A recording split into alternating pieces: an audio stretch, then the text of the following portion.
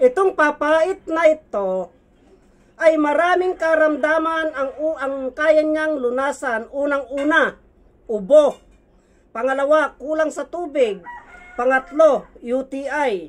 Pang-apat, panglinis ng dugo. At panglima, pampatibay ng buto. Yan po ang kayang lunasan ng papait na ito bilang panggamot sa ating mga karamdaman, mga kababayan.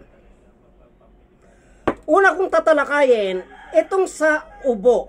Pag inuubo po ang isang tao, yung kumain lamang po ng ganito, kaya yung pinaglagaan, ay lagyan ng oregano at inumin po yun. Kahit gaano po katagal yung ubo na yan, ay kaya niya pong lunasan. Lagyan ng oregano, gayabano, at dahon ng bayabas. Kung taon na po yung ubo na yan, matatanggal po yung ubo na yan, mga kaubayan. Pangalawa,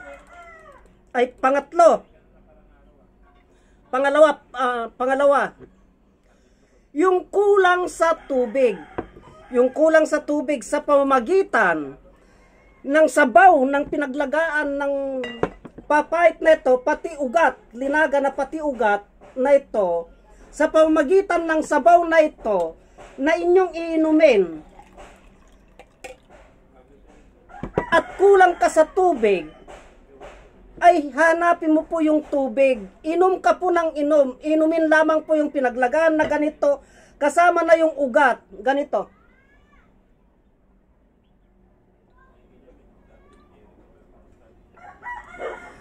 Pag ininom mo po yan, mga kaubayan, hanapin ng katawan mo yung tubig. Ibig sabihin, yung kulang sa tubig ay lalakas kang inom ng tubig.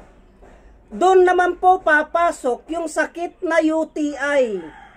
Pag may UTI ka po, at marumi yung ihi mo, sa pamamagitan ng pag-inom mo na ito, ihi ka po ng ihi yan. Ngayon, nalilinisan na po yung pantog mo. Yung UTI mo, natatanggal na po. Gawa ng ihi ka ng ihi. Inom ka ng inom ng tubig. Yan po, UTI. UTI, kaya niya pong lunasan yan sa pamagitan ng sabaw nito. Pang-apat, yung panglinis ng dugo. Yung pait po nito, mga kaubayan, ay yun po ang may kakayahan na luminis ng dugo. Hindi palibhasa, mapait ito ay wala ng kakayahan na linisan yung dugo. Ibabalik niya po sa katawan natin yung naangkop na dugo para sa atin. Lilinisan niya po yun sa pamagitan ng pait nito. Panglima, pampatibay ng buto. Pampatibay po ng buto, mga kaubayan. Inyo pong obserbahan, pag kumakain po kayo nito, pag sinawsaw nyo po na ganyan yan, pag sinawsaw nyo na ganito po ito at kumain po kayo ng ganito,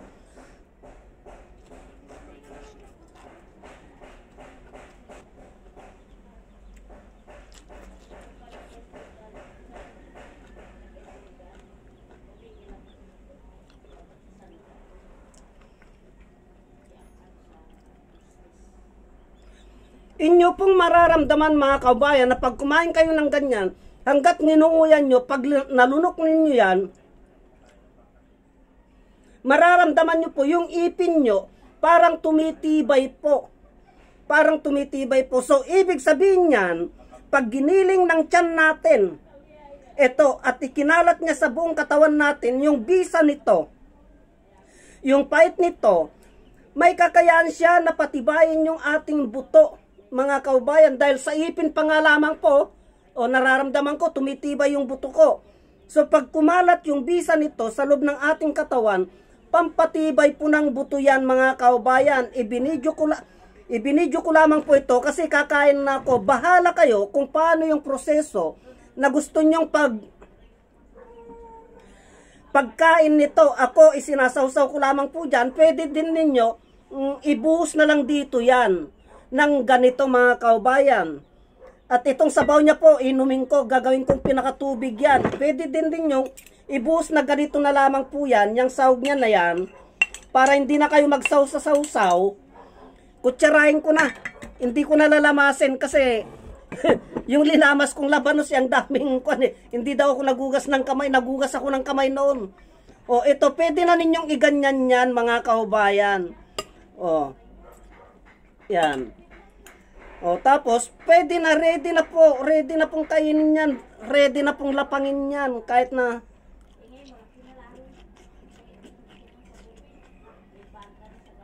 itong kain ko.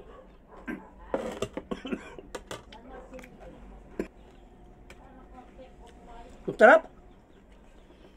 Kamayin ko na.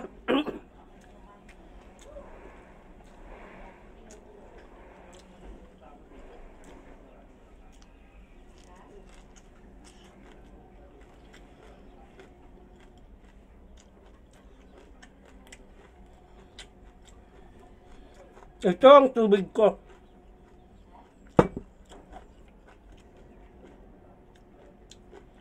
Napakasarap mga kabayan.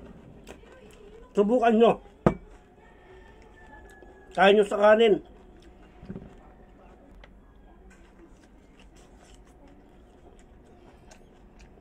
Ang sarap.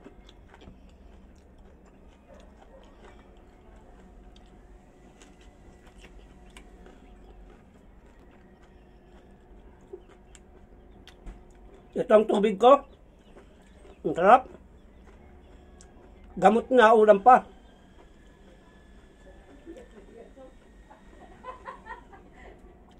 Itong pait nito, pag ininom ko po ito, kulang po sa akin isang inuman, isang ganito. Lilinisan niya ngayon yung loob ng istakan ng ihi ko.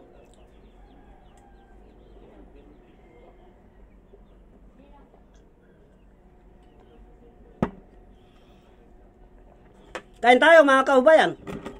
Kaya pakishare ang video na ito para malaman ng iba ang kahalagaan ng papait.